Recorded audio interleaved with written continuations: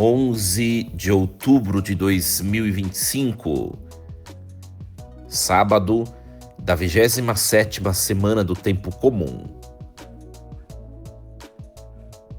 Meus queridos filhos e filhas, amigos, seguidores de minhas redes sociais, ouvintes da Rádio Rainha da Paz, que alegria nos encontrarmos nesta manhã desse sábado, hoje dia 11, sabadou, ouvirmos a palavra de Deus, meditá-la, colocá-la na vida, no coração.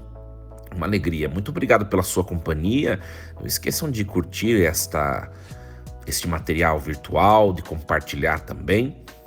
Muito bem, iniciemos este nosso encontro em nome do Pai, do Filho e do Espírito Santo. Amém. Leitura da profecia de Joel, capítulo 4, versículos do 12 ao 21. Assim fala o Senhor: levantem-se e ponham-se em marcha os povos rumo ao vale de Josafá. Ali me sentarei como juiz para julgar todas as nações em redor. Tomai a foice, pois a colheita está madura. Vinde calcar, que o lagar está cheio, as tinas transbordam, porque grande é a sua malícia. Povos e mais povos no vale da decisão. O dia do Senhor está próximo no vale da decisão. Escureceram o sol e a lua, e as estrelas perderam brilho. Desde Sião rugirá o Senhor, fará ouvir sua voz desde Jerusalém. Tremerão céus e terra, mas o Senhor será refúgio para o seu povo, será a fortaleza dos filhos de Israel. Sabereis então que eu sou o Senhor vosso Deus, que habito em Sião, meu santo monte. Jerusalém será lugar sagrado, por onde não mais passarão estranhos. Acontecerá naquele dia que os montes farão correr vinho e as colinas manarão leite. Aos regatos de Judá não há de faltar água, e da casa do Senhor brotará uma fonte que irá alimentar a torrente de Cetim. O Egito será devastado e a Idumeia devastada e deserta por causa de suas atrocidades contra os filhos de Judá, derramando sangue inocente em suas terras. Judá será habitada para sempre e Jerusalém por todos os séculos. Vingarei meu sangue, não o deixarei sem castigo. O Senhor está habitando em Sião. Palavra do Senhor. Graças a Deus. Muito bem, meus queridos, começamos ontem a ouvir e refletir em comunhão com a igreja, na liturgia diária, a profecia de Joel. O livro de Joel, minha gente, embora seja um livro curto, é teologicamente muito profundo. Foi escrito num contexto de crise nacional, provavelmente após uma praga devastadora de gafanhotos, interpretada como um sinal do juízo divino. Então Joel, ele chama o povo de Judá ao arrependimento e chama a conversão, anunciando o que no texto vai ser colocado como o dia do Senhor, que se manifesta tanto como juízo contra os ímpios, quanto como salvação e restauração para os que são justos e fiéis. Hoje nós ouvimos esse capítulo 4, né?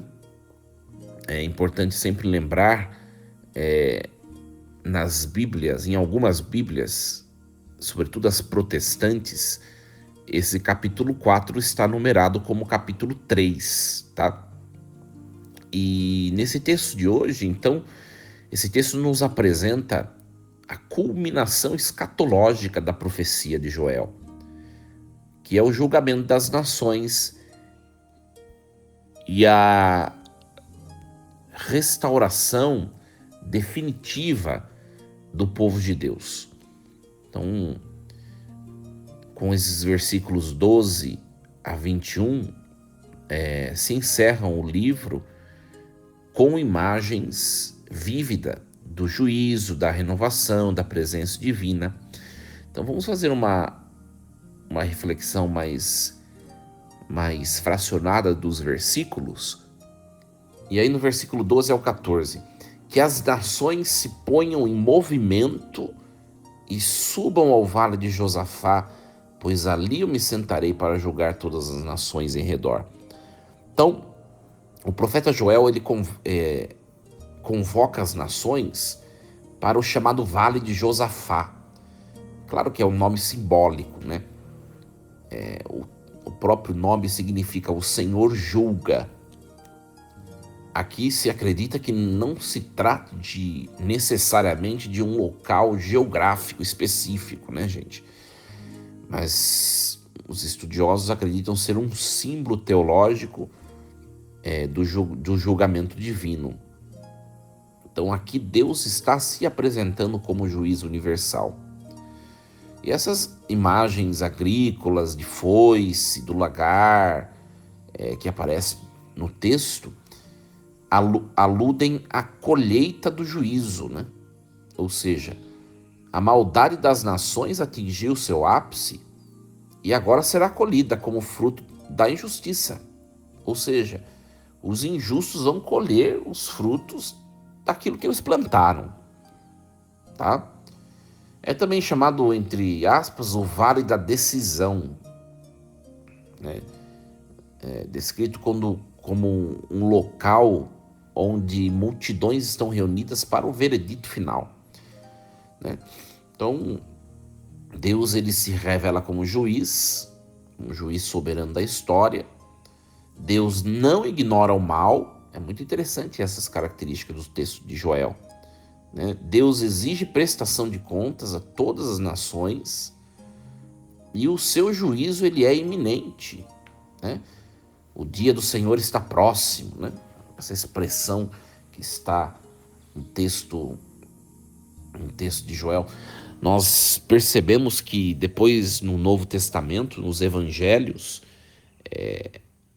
pelos lábios de Jesus, sairão essas frases: o dia está perto, o reino dos céus está perto. E a motivação vem desse texto de Joel, né? Muito interessante. Muito interessante. Muito bem. Depois dos versículos 15 a 16, Joel vai dizer assim: o sol e a lua se escurecem e as estrelas perdem o brilho. O Senhor ruge desde Sião, faz ouvir sua voz desde Jerusalém. Céus e terra tremem, mas o Senhor é refúgio para o seu povo, fortaleza para os filhos de Israel. Então nós vemos aqui algumas imagens cósmicas, né? Chamadas também de apocalípticas. Escurecimento dos astros, que significa desordem, né? Como se o próprio universo reagisse à intervenção de Deus, né? O rugido, entre aspas, do Senhor desde Sião. Então aqui é a imagem, minha gente, do poder e da autoridade de Deus, o rugido. Então, mas mesmo diante dessa cena de terror, de pavor, né, há uma contraposição imediata, que é esse versículo 16, né? Deus, ele é refúgio e fortaleza para o seu povo. Mesmo em meio a essa cena de terror, né, mesmo em meio ao juízo, há proteção para os que pertencem a Deus, tá? Então, a manifestação de Deus como juiz não elimina a sua misericórdia.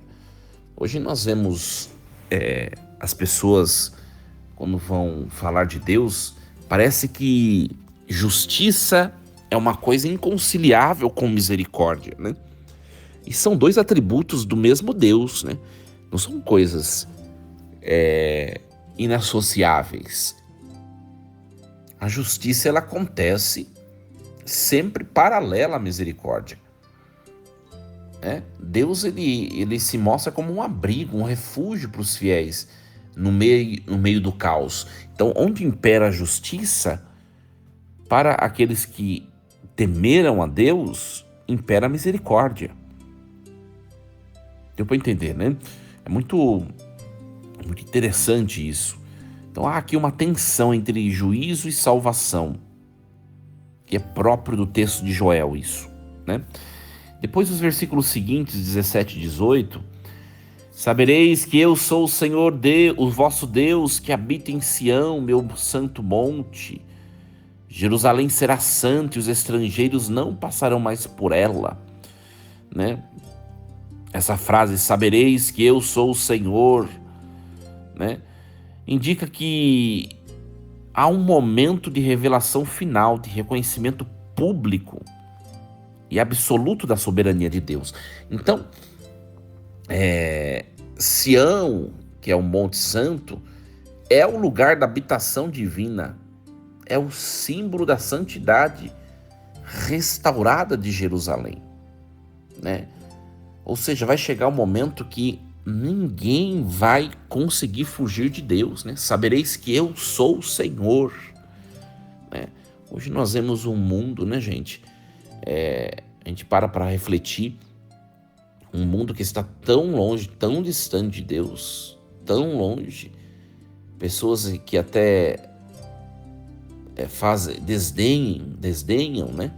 Fazem chacota com as coisas, com os elementos religiosos. Mas vai chegar este momento de Joel, em que todos saberão quem é Deus de verdade. Deus não vai passar imperceptível à consciência, né, das pessoas. E depois aparecem aqui, no versículo 17, né, naquele dia os montes destilarão vinho, as colinas mandarão leite, todas as torrentes de Judá estarão cheias de água. Então, é uma imagem de fertilidade, vinho, leite, águas abundantes. Aqui descrevem a reversão da seca, da destruição, que havia sido sinais de castigo. Lembrando que a profecia, ela é escrita num momento de castigo, num momento de escassez, né?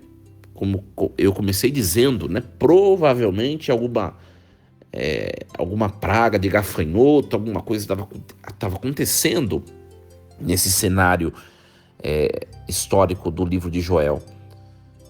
E o próprio texto dá a imagem daquilo que vai ser o pós-juízo, que é uma imagem da abundância, né? O chamado Vale das Acácias, que é um lugar desértico, será transformado pela água que brota do templo, símbolo da presença e bênção de Deus. Então, o que era árido, Deus vai se transformar em plena abundância de água, né? Muito interessante. É a chamada promessa da restauração, né? Restauração espiritual, restauração ecológica, social, né? Cosmológica. O culto é restaurado, que é a água do templo, né? A terra é renovada, que é a fertilidade, né? E a presença de Deus, ela é permanente. Muito bonito o texto, né? Depois, nos versículos seguintes, olha só, o Egito será devastado, Edom se tornará um deserto arrasado. Egito e Edom aqui, gente, são mencionados como representantes dos inimigos históricos de Israel, tá? Então, eles serão julgados por sua violência, por sua injustiça, por derramar sangue inocente do povo escolhido por Deus, né? E aqui depois, em contraste, o próprio texto fala, né? Em contraste, Judá e Jerusalém terão estabilidade, continuidade. Então, essa expressão, né? O Senhor habita em Sião. Isso daqui sela a promessa com a presença permanente de Deus. Deus, ele ama o seu povo, porque o seu povo o buscou, respondeu por ele.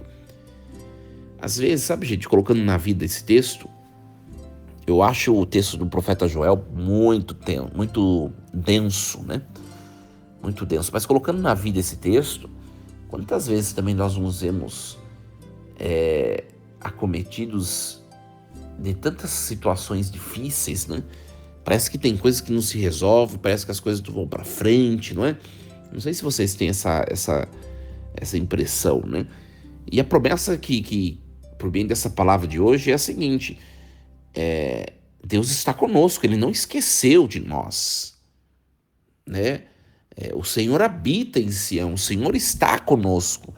Vai haver uma mudança de ciclo, vai haver uma paga, vai haver uma retribuição por parte de Deus. Deus é justo. Ele não esquece o mal sofrido por seu povo, né? Ele age em defesa daqueles que são inocentes. Ele castiga, se necessário, os culpados. Então, mais do que enfatizar aqui a vingança, é enfatizar essa promessa de justiça, de restauração na ordem moral que o texto nos sugere, né, gente?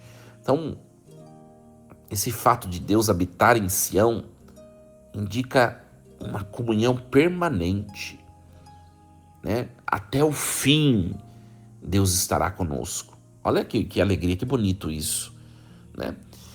E assim nós encerramos esse texto de Joel, capítulo 4, né? Então, com esse texto, se encerra o livro do profeta Joel, com essa visão grandiosa do juízo e da restauração divina, tá? Esse texto que nós ouvimos, ele alterna entre imagens de destruição cósmica, mas também de fertilidade renovada, também alterna entre o julgamento das nações, mas também a proteção daqueles que são fiéis a Deus. Então, é uma grande mensagem, né, que esse texto nos traz, e a expressão maior de todas elas é o chamado Dia do Senhor, que eu comecei falando do texto de Joel ontem, falando. O que mais marca no texto de Joel é essa expectativa pelo Dia do Senhor. Não é apenas uma catástrofe, né? Mas é uma renovação, uma bênção para os fiéis. Então, o texto tem a pretensão de nos mostrar, gente, que Deus, ele, por detrás de todos os acontecimentos, Deus está ativamente conduzindo a história rumo a um tempo em que Ele será plenamente reconhecido como Senhor, como Deus, e habitará no seu povo, no meio do povo. Então, quando nós, nas situações difíceis da vida, nós não percebermos a presença de Deus, parece que Deus se silenciou, se calou. Quando nós olharmos para o mundo, já não sentimos mais a virtude da esperança nesse mundo caducante, nesse mundo desordenado. Lembremos dessa profecia de Joel. Calma, olha a mensagem que bonita. Calma, que virá o dia do Senhor. Vale a pena permanecer em Deus. Vale a pena. Que texto lindo, né, gente? Muito bem, hoje é sábado, então amanhã, domingo, nós não temos este programa Reflexão Diária, porque é postada a homilia dominical, mas nós nos encontraremos novamente na segunda-feira, se Deus assim nos permitir. Desejo a vocês todos um excelente fim de semana, com muita paz, né? Convivam com as pessoas que vocês amam, né? Abracem, beijem, estejam juntos e descansem bastante, tá bom? Bom fim de semana, força e coragem, e lembremos sempre, Deus está no comando de tudo. Em nome do Pai, do Filho e do Espírito Santo. Amém. Até segunda-feira, minha gente. Deus abençoe.